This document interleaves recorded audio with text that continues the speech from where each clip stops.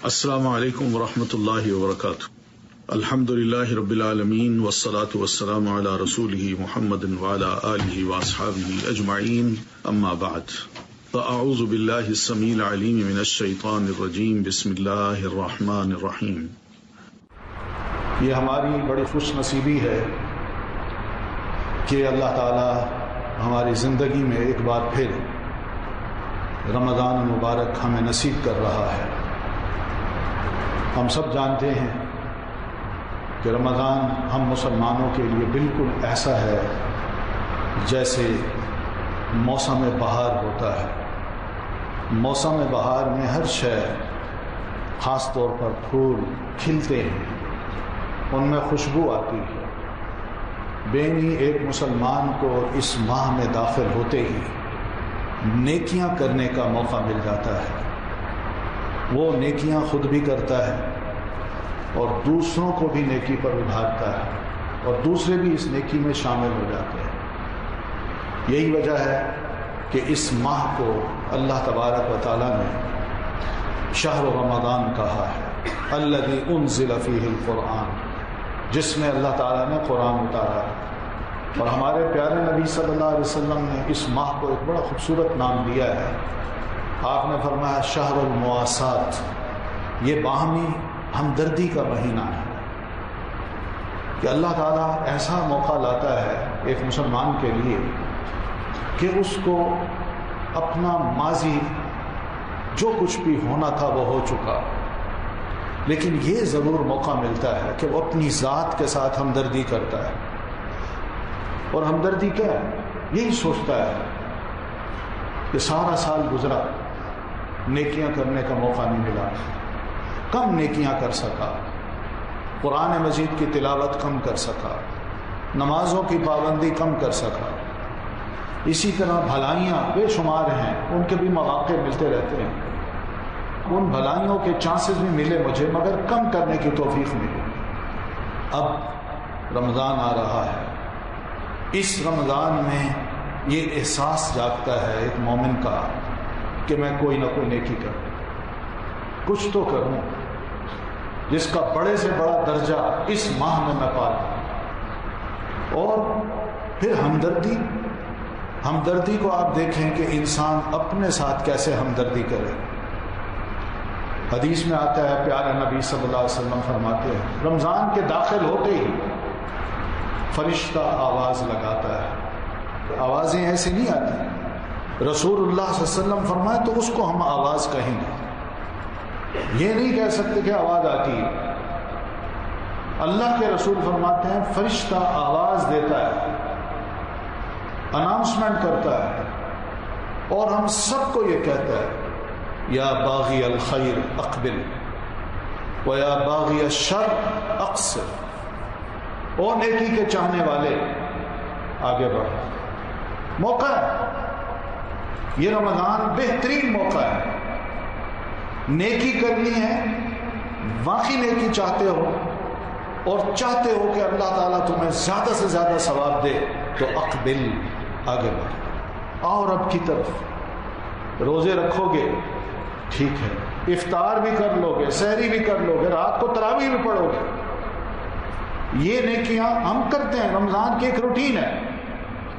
مگر یا باغی الخیر اقبل، بھلائیاں اور بہت سی ہیں، ان کو پانے کے لیے آگے بڑھو۔ ایک نیکی کرو گے اللہ کے ہاں اس کا 70 درجے زیادہ ثواب ملے گا۔ یہ ہمدردی اپنے آپ سے، ہم مسلمانوں کو یہ فرشتہ اکسا رہا ہے کہ اپنے ساتھ ہمدردی کرو، اپنے آپ کو دیکھو، اپنا مستقبل دیکھو، اپنا بھلا کرو۔ یا باغی الخیر اقبل و یا باغی الشر اقصر، اور اے برائی کے چاہنے والے تھم جا، رک جا، خیال کر۔ یہ مہینہ ایسا نہیں ہے کہ جس میں تم اس قسم کے کام کرو، یہ زیب نہیں دیتا۔ شر کو چھوڑو، اور مہینوں میں تم کر رہے تھے کرتے رہے، لیکن اب مہینہ جو آیا ہے، اب تھم جا، رک جا، ایسے کام اب مت کر۔ یہ ہے نیکی کرنے کی دعوت، خود بھی کرو اور دوسروں کو بھی اکساؤ، ان کو بھی شامل کرو۔ یہی وجہ ہے کہ اس ماہ میں ایک مسلمان کے اندر اس کا اپنا ایمان، اس کی نیکی جاگتی ہے اور وہ آگے بڑھتا ہے اور پھر نیکیاں کرتا ہے۔ یہ بات ہمارے ذہن میں ہونی چاہیے کہ اکثر و بیشتر ہم لوگ سوچتے ہیں کہ وہ بڑی سے بڑی نیکی کریں، مگر ہمارا دین کہتا ہے معمولی سی بھی نیکی ہو اس کو بھی حقیر نہ مانو، مت سمجھو کہ یہ حقیر ہے۔ اللہ کے ہاں معلوم نہیں کتنا بڑا درجہ پا لے۔ اور پھر چھوٹی چھوٹی نیکی انسان کرتا ہے، سوچتا ہے کہ اس نیکی کا کیا ثواب ملے گا، لیکن ساری عمر کی یہ چھوٹی نیکیاں بندہ جب کر بیٹھتا ہے تو کل قیامت کو اللہ تعالیٰ بہت بڑے پہاڑ کی صورت میں اس کے سامنے رکھ دیتا ہے کہ یہ تمہاری وہ نیکیاں تھیں جو تم نے دنیا میں کی۔ اس لیے معمولی سی نیکی کو بھی حقیر نہیں سمجھنا چاہیے۔ یہ مہینہ جہاں ہم پر اللہ تعالیٰ روزے فرض قرار دیتا ہے کہ بالغ، عاقل، سمجھدار، صحت مند انسان، اس پر روزے فرض ہیں، چاہے وہ مرد ہے یا عورت، اس پر روزے فرض ہے۔ وہاں اس روزے کے کچھ احکام ہیں، وہ بھی الحمدللہ آپ سنتے ہیں، لیکن اس کے ساتھ ساتھ یہ بھی حکم ہے کہ اس ماہ میں قرآن مجید کے ساتھ ایک گہرا تعلق مسلمان کا ہونا چاہیے۔ اس ماہ میں خاص طور پر کون سی نیکیاں کی جائیں اس ماہ میں، کیا کچھ کریں کہ ہماری ذات، ہماری اپنی شخصیت بہتر سے بہتر بن جائے اور ہمارے ہر عمل سے نیکی پھوٹے، ہمارے ہر عمل سے، ہمارے ہر کلمے سے، ہر لفظ سے گلاب کے پھول کی طرح خوشبو نکلے۔ نیکیوں کا مہینہ، بہار مسلمان پر آنی چاہیے، تو اس کے لیے چند ہدایات ہیں جو ہمارے دین نے ہمیں دی ہیں، جو ایک ایک مسلمان کو اس ماہ میں اپنے اوپر لازم کر لینی چاہیے۔ اس میں پہلی بات تو یہ ہے کہ اللہ کا ذکر زبان پہ ہو، اور اللہ کے ذکر سے مراد یہی ہے کہ اٹھتے بیٹھتے آتے جاتے زبان اللہ کے ذکر سے تر رہے۔ سبحان اللہ، الحمدللہ، اللہ اکبر، لا الہ الا اللہ۔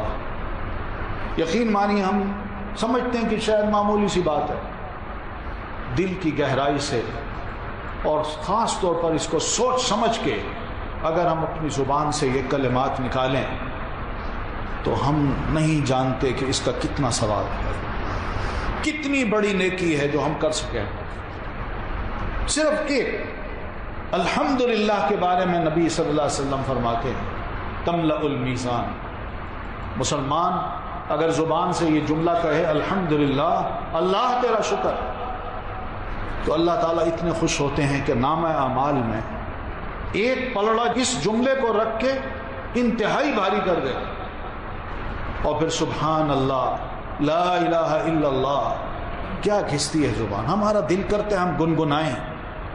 یہ گنگناہٹ ہے جو دین ہمیں دیتا ہے۔ ایسا گانا جو زبان پہ آئے، فحش ہو، لچر ہو، اور اس میں ہم گائیں جس میں شیطانی شہوت، خواہش وہ ابھرے اور نیکی سے ہٹ جائیں، اس سے بہتر ہے کہ اس قسم کی گنگناہٹ ہماری زبان پہ آ جائے جس میں سبحان اللہ، الحمدللہ، اللہ اکبر، اور یہی زبان اگر تر رہے اس سے، تو اس سے بڑی خوش قسمتی اور کیا ہو سکتی؟ کیا گھستا ہے؟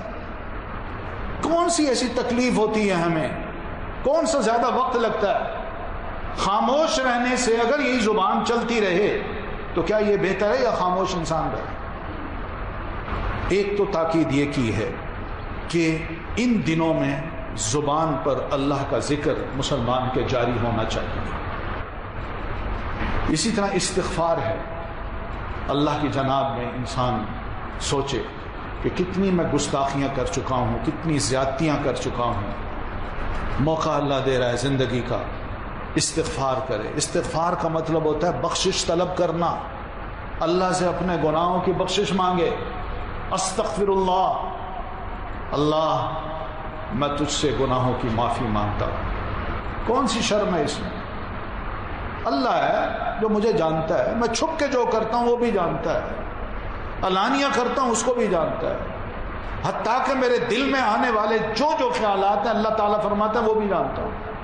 تو اس سے ہم کس طرح چھپ سکتے ہیں؟ دوسروں سے چھپ سکتے ہیں لیکن اللہ سے نہیں چھپ سکتے۔ اللہ کے آگے اگر ان تمام کاغذات کو یا سارے ورق کو کھول کے رکھ دیں اور کہیں اللہ یہ سب کچھ کیا ہوا ہے، تو جانتا ہے، بس اتنا چاہتا ہوں مجھے معاف کر دے، کتنی خوشی ہو اللہ تعالیٰ۔ اور اس خوشی میں معلوم نہیں کہ اللہ معاف کرتا ہے یا ان برائیوں کو یا ان گناہوں کو نیکیوں میں بدل دیتا ہے۔ مواقع ہیں، کچھ موسم ہوتے ہیں زندگی کے، اللہ تعالیٰ نے سال میں بھی موسم رکھے ہوئے، سارا سال اگر خیال نہیں آتا تو اس ماہ میں کم از کم ہم رب کی طرف رجوع کر کے اس کو خوب یاد کریں، تو اس میں یقیناً قرآن مجید اس بات کی ضمانت دیتا ہے، الا بذکر اللہ تطمئن القلوب۔ تم سارا سال محنت کرتے رہے، بے چین رہے، دل وہ مطمئن نہیں ہو سکا، تم ذرا لگ کے اللہ کا ذکر تو کرو، دیکھو تمہارے دلوں کو اطمینان نصیب ہوتا ہے یا نہیں۔ یہ اللہ تعالیٰ کی بات ہے بھائی، ہم انسانوں کی بات نہیں۔ ہم انسان تو ڈاکٹر کے پاس اور معلوم نہیں کن کن لوگوں کے پاس جاتے ہیں اور اپنے علاج معالجے کے لیے گھنٹوں بیٹھتے ہیں اور جو مانگتا ہے وہ بھی دیتے ہیں، مگر پھر بھی علاج نہیں ہوتا، بے چین رہتے ہیں، ٹینشن، بے چینی، دل کے مسائل، یہ سب ایسی چیزیں ہیں جنہوں نے آج دنیا داری کی وجہ سے ہمارے دلوں میں یہ بیماریاں بٹھا دی۔ اس کا صرف ایک علاج ہے، الا بذکر اللہ تطمئن القلوب۔ لوگوں سن لو، الا خبردار کرنے کا یہ لفظ ہے، الا خبردار، الرٹ ہو جاؤ، بذکر اللہ تطمئن القلوب، اللہ کے ذکر سے ہی دلوں کو اطمینان نصیب ہوتا ہے، کسی اور چیز سے بالکل نہیں ہوگا۔ یہ ایک طریقہ ہے جو رمضان کو ہم استعمال اس انداز سے کر سکتے ہیں کہ ہم زبان پہ مسلسل اللہ تعالیٰ کے ذکر کو جاری کریں۔ آپ صلی اللہ علیہ وسلم خود فرماتے ہیں کہ اللہ تعالیٰ نے مجھے حکم دیا کہ اللہ کے رسول آپ کی زبان ہر وقت میرے ذکر سے تر رہے، اور اللہ کے رسول صلی اللہ علیہ وسلم ایسے کیا کرتے تھے۔ اگر آپ کو کہیں خاموش بھی بیٹھنا پڑا تو آپ خاموش نہیں بیٹھے، بات نہیں کی، دوسروں کی باتیں سنی ہیں، لیکن زبان ذکر سے تر رہی۔ اور آپ خود فرمایا کرتے کہ اس چھوٹی سی محفل میں بیٹھے بیٹھے میں نے رب کی جناب میں 70 مرتبہ استغفار کر لیا ہے، اور لوگوں کو پتہ نہیں ہوتا تھا۔ زبان تر رہی، خاموشی سے ذکر بھی ہو سکتا ہے، ذرا اونچی آواز سے بھی ہو سکتا ہے، تاکہ دوسروں کو ذرا بتا دیا جائے کہ میں بھی ذکر کر رہا ہوں، تم بھی کر لو۔ لیکن خاموشی سے بھی انسان ذکر کر سکتا ہے، یہ ایک موقع ہے۔ اس کے بعد دوسری چیز جو ہم سب مسلمانوں کو اپنانی چاہیے وہ ہے پیارے نبی صلی اللہ علیہ وسلم پر درود شریف پڑھنا۔ درود شریف دو ہے، ایک وہ ہے درود ابراہیمی جو ہم نماز میں پڑھتے ہیں، اور ایک مختصر درود ہے جس کو حدیث کی کتابوں میں دیکھا جا سکتا ہے، اللہم صلی وسلم علی نبینا محمد صلی اللہ علیہ وسلم۔ بس یہ درود ہے، اور یہ درود پڑھنا نبی علیہ الصلاۃ والتسلیم کا حق ہے، ہمارا فرض ہے، آپ کا حق ہے۔ حق اس لیے کہ آپ نے دین کو لینے کے بعد اس امت تک پہنچانے میں 23 سال لگائے، اور ان 23 سالوں میں جو رکاوٹیں آئیں ان رکاوٹوں کا اگر ہم شمار کریں، یہ کوئی ذاتی طور پر نبی علیہ الصلاۃ والتسلیم کی اپنی ذات کو نقصان پہنچانے کے لیے بھی اور دین کو روکنے کے لیے بھی یہ سارے رکاوٹیں کھڑی کی گئیں۔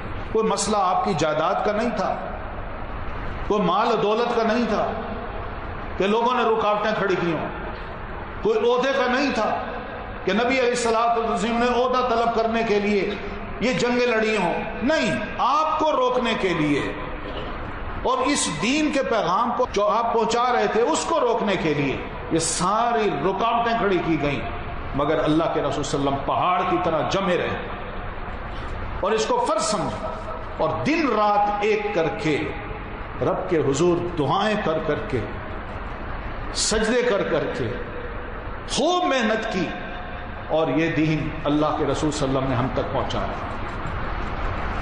یہ ان کا حق ہے کہ ہم آپ کے لیے رب کی جناب میں یہ دعا کریں، اللہم صلی علی محمد، اے اللہ اپنی خاص رحمت محمد صلی اللہ علیہ وسلم پر نازل فرما۔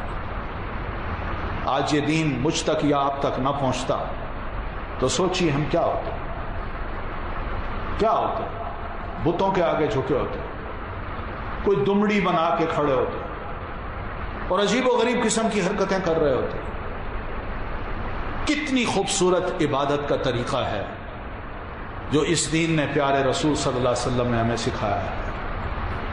ایک ایک چیز آپ صلی اللہ علیہ وسلم کی ذات سے جو پھوٹی ہے وہ ہم سب کے لیے رول ماڈل ہے۔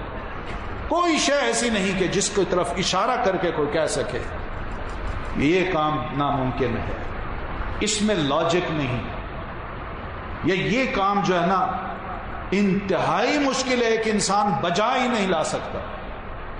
الدین یسر، نبی علیہ الصلوۃ والتسلیم نے ایک نیچرل وے میں دین پر عمل کیا ہے، اور دین پر عمل کر کے نہ صرف دکھایا ہے بلکہ بول کے بھی دکھایا ہے۔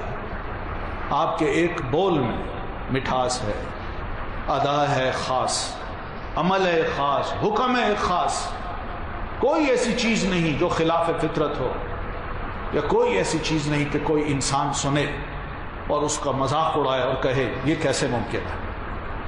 نہیں، ہر بندہ جس سطح پر بھی ہے وہ کم از کم نبی علیہ الصلوۃ والتسلیم سے اپنے لیے کوئی نہ کوئی بات لے کے قابل عمل سمجھ سکتا ہے اور اس پر عمل کر سکتا ہے۔ آپ کا حق بنتا ہے کہ ہم پیارے نبی علیہ الصلوۃ والتسلیم کے لیے دعا کریں، اور صرف رب کی جناب میں اتنی دعا، اے اللہ اپنی خاص رحمت جناب محمد الرسول اللہ صلی اللہ علیہ وسلم پر نازل فرما۔ ان اللہ وملائکتہ یصلون علی النبی، اللہ خود فرماتے ہیں اس نبی کے کام سے میں اتنا خوش ہوں، اتنا راضی ہوں کہ میں نہیں، میرے ساتھ فرشتے بھی پیارے نبی علیہ الصلوۃ والتسلیم پر خاص رحمت اللہ فرماتے ہیں میں نازل کرتا ہوں، اور فرشتے رب کی جناب میں دعا کرتے ہیں کہ اللہ اپنے اس پیارے رسول صلی اللہ علیہ وسلم پر خاص رحمت نازل فرما۔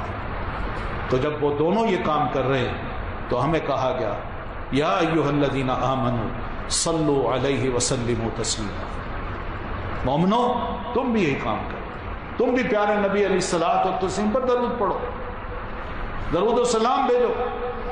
یہ ہمارا فرض بنتا ہے، آپ کا حق ہے، ہمارا فرض ہے۔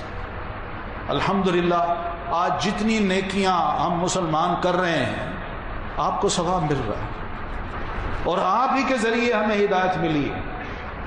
اللہ تعالیٰ نے آپ کو ایک ذریعہ بنایا ہے، ایک رول ماڈل بنایا ہے۔ کوئی انسان آپ کی شخصیت کی طرف یا آپ کی ذات کی طرف انگلی نہیں اٹھا سکتا کہ یہ رسول ہے جس میں یہ خرابیاں ہیں خدا نہ خواستہ، یا یہ عیب ہے۔ ایک پرفیکٹ انسان جو انسان ہو کے اللہ کا صحیح بندہ بن کے عمل کر کے دکھا دے، بتائیے وہ رول ماڈل نہیں ہے؟ یہ تھی نبی علیہ الصلوۃ والتسلیم کی خاص بات جس کے بارے میں ہمیں کہا گیا یہ فرض ہے آپ پر درود پڑھنا۔ جب آپ کا نام لیا جائے آپ خود فرماتے ہیں کہ من ذکرت عندہ ولم یصلی علی، میری امت کا بخیل انسان وہی ہے، کنجوس انسان وہ ہے کہ جس کے سامنے میرا نام لیا جائے محمد اور وہ سنتے ہی مجھ پر درود نہ پڑے، وہ بخیل انسان ہے۔ ویسے بھی محبت بھی ہے آپ سے، عقیدت بھی ہے، اللہ کا ہم شکر بھی ادا کرتے ہیں، تو حق بنتا ہے آپ کا کہ پیارے نبی علیہ الصلوۃ والتسلیم پر ہم چھوٹا درود ہو یا بڑا ہو پڑھا کریں، رب کی جناب میں دعا کیا کریں کہ اللہ کے رسول صلی اللہ علیہ وسلم پر اللہ تعالیٰ خوش ہو کے آپ پر اپنی خاص رحمت نازل فرمائے۔ تیسری چیز جو کرنے کی ہے وہ ہے قرآن مجید کی تلاوت۔ اللہ کا یہ کلام ہے، چھوٹی سی کتاب ہے 30 پاروں کی، بڑے بڑے والیومز ہم پڑھ لیتے ہیں، میڈیکل ہو، انجینئر ہو، آئی ٹی ہو، جب وہ پڑھنا پڑے، لٹریچر پڑھنا پڑے، ایگزامز دینے پڑیں، ڈگری حاصل کرنی پڑے، کتنی محنت ہم کرتے ہیں۔ یہ چھوٹی سی کتاب ہے، 1 والیوم، اس کا پڑھنا یہ بھی اللہ کے قریب انسان کو کر دیتا ہے۔ تلاوت جس کو کہتے ہیں، الذین آتیناہم الکتاب یتلونہ حق تلاوتہ، جن کو ہم نے کتاب عطا کی ہے، یہ قرآن مجید، جن کو، یہ کون لوگ ہیں؟ ہمیں اللہ تعالیٰ نے یہ کتاب عطا کی ہے۔ کوئی فرشتوں کی بات نہیں کر رہا، کوئی ایسی شخصیات کی یا ایسے لوگوں کی بات نہیں کر رہا جو عجیب سی مخلوق ہو، خلائی مخلوق ہو، ایسی بات نہیں ہے، بلکہ ہمیں ہمارے بارے میں کہا الذین آتیناہم الکتاب، جن کو ہم نے کتاب دی ہے وہ ہمیں، یتلونہ، وہ اس کی تلاوت کرتے ہیں، حق تلاوتی، جیسے کہ اس کتاب کی تلاوت کا حق ہے۔ اور تلاوت عربی زبان میں اس کے 2 مطلب ہیں، ایک ہے تلا یتلو تلاوتن، پڑھنا، اور دوسرا ہے تلا یتلو تلون، فالو کرنا۔ یہ دونوں معنی اس میں ہیں، میں پڑھتا جاؤں، سمجھتا جاؤں، اور عہد کروں اللہ تعالیٰ سے میں اس کو فالو بھی کروں گا، جو تیرے حکم ہے اللہ میں اس کو مانوں گا، آج سے عمل شروع۔ یہ حق تلاوت، یہ عام سی کتاب نہیں ہے، ایک زندہ کتاب ہے، زندہ، جو ہمیں زندگی دیتی ہے۔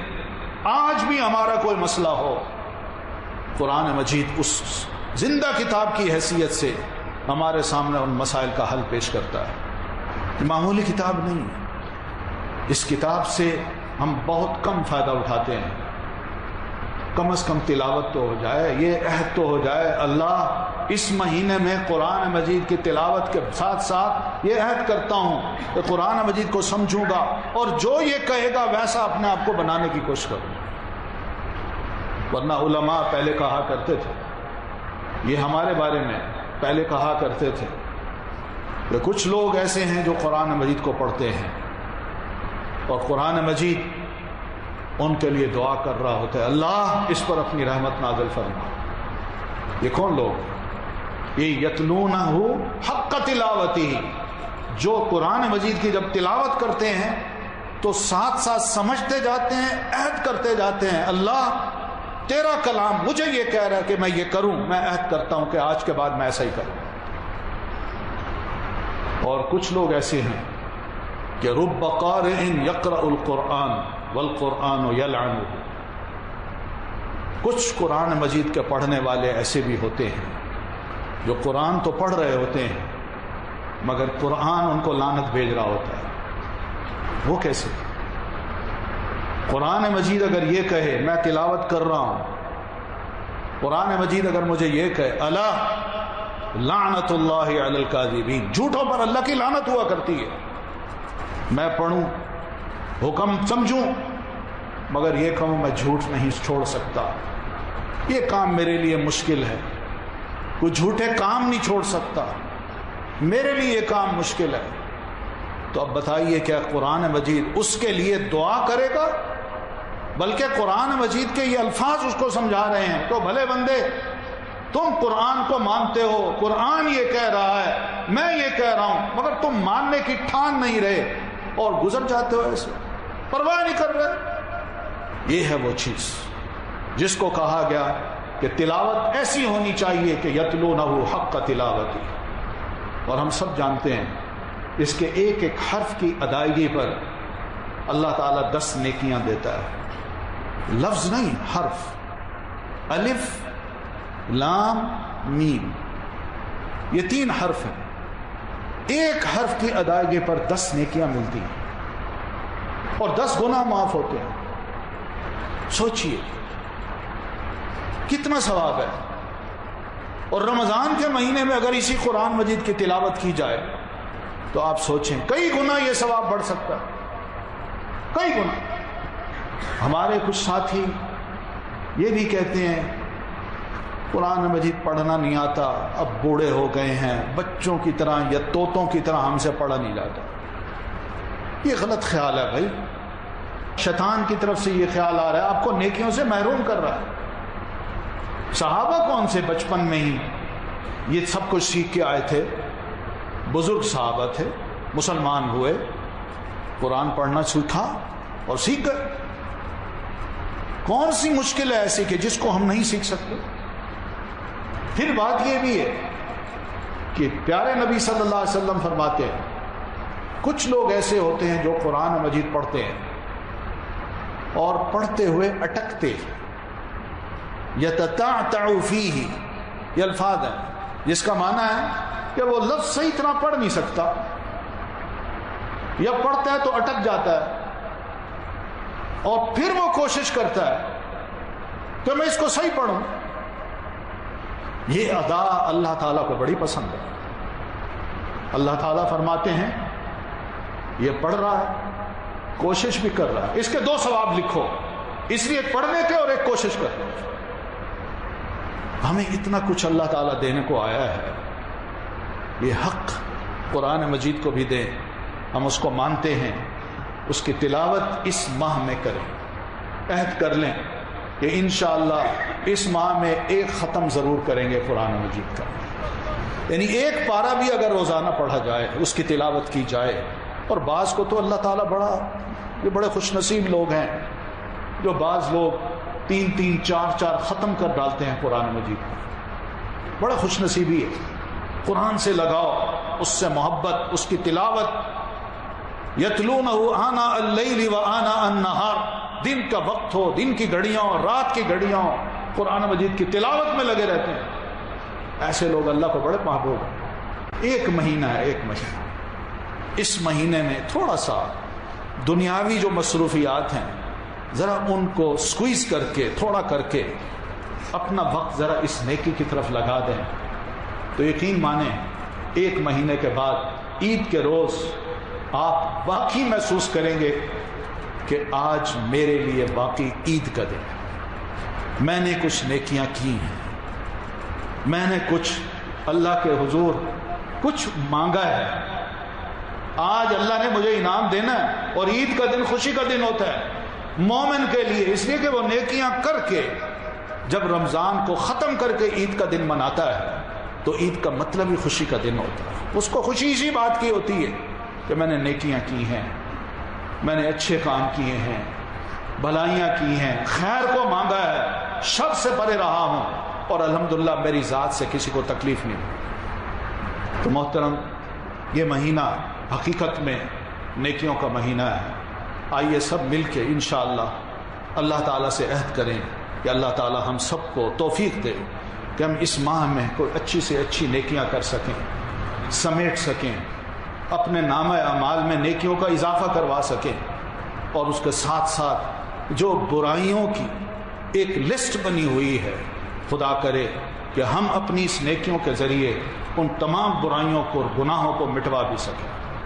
اللہ تعالی ہم سب کو اس رمضان المبارک سے بھرپور فائدہ اٹھانے کی توفیق عطا فرمائے۔ اقول قولی ھذا واستغفر اللہ لی ولکم ولسائر المسلمین برحمتک یا ارحم الراحمین۔